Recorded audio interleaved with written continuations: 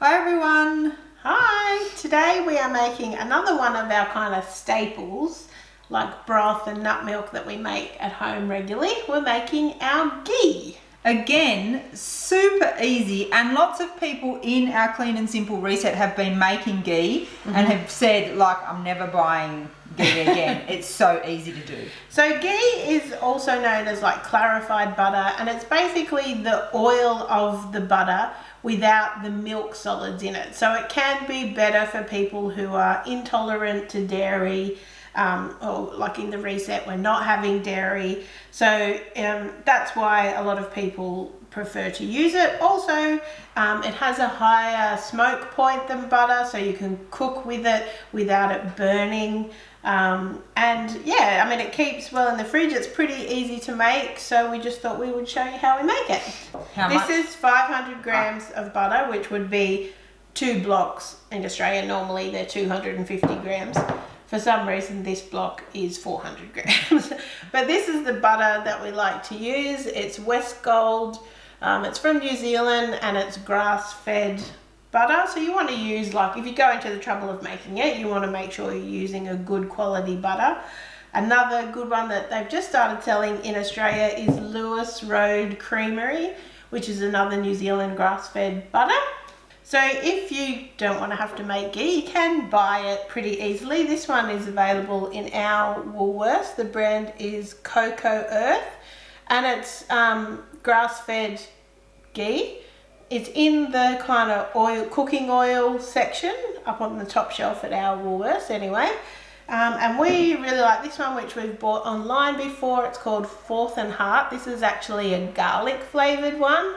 So I think we got this from iHerb, but I've also seen it at Low Carb Emporium before. But there are other options as well. If you've got a Costco membership, you can get a really big jar of New Zealand like grass-fed proper ghee. So that's probably a really good option. But you can also make it yourself, and it's probably a lot cheaper. So what do we do now? So we're going to put this on the stove, melt it down, and we just want to keep it at a low simmer, and we'll show you what to do from there. Our butter has melted down, and we've just had it on like a really low simmer for a few minutes now. Now you just want to make sure it's down low, because it can kind of rub like it's doing, and I don't want you to get burnt. So just keep it down low. So what we're going to do now, see how there's that kind of white stuff on the surface? We're just going to skim that off using a slotted spoon. Just as much as we can. It's not like it.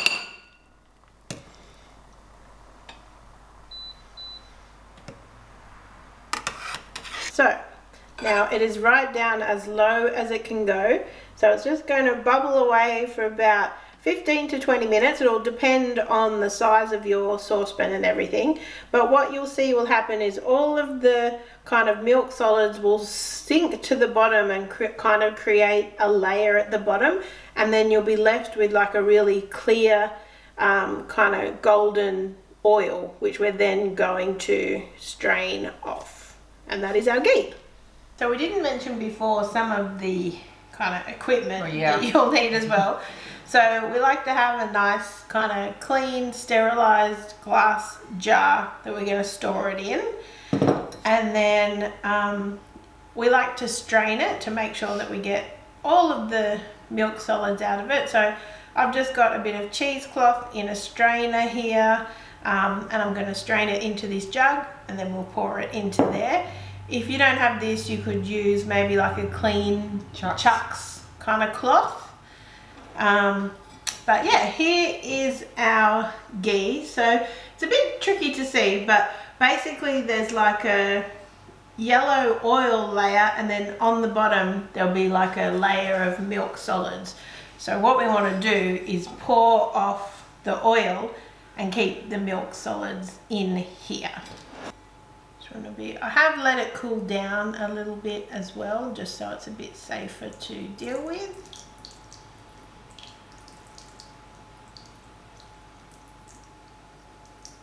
You can see what's coming out of there. It's just like yellowy, like real clear, real clarified. It's very clear. And then in the bottom of the pan, there's all this kind of white, cloudy. So that is the kind of milk solids. And then here we just have like the butter oil. So then we can just pour this into our jar and it's good to go. So we like to, normally if I have a big jar like this, I'll just store it in the fridge and then I'll put a smaller jar next to the stovetop that I'm using regularly. So it is okay at room temperature, but it does keep for longer in the fridge. We use it for cooking a lot. Yes. Anything that calls for butter, we would just sub with the ghee.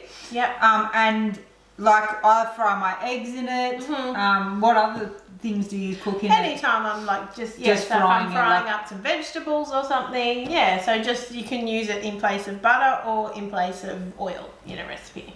So this is the one that sits by our stove top, and we just take a scoop of that and pop it in the pan, and you can see it does go like more solid as it cools down. Yeah, and it is very hard straight out of the fridge, which is why I just like to keep a small amount next to the stove so that it's more spoonable at room temperature, but you can see it is hard. So this one will solidify as it cools in the fridge. So hopefully guys you've found this video useful. Give us a thumbs up if you like the video, and thanks so much for watching. Bye.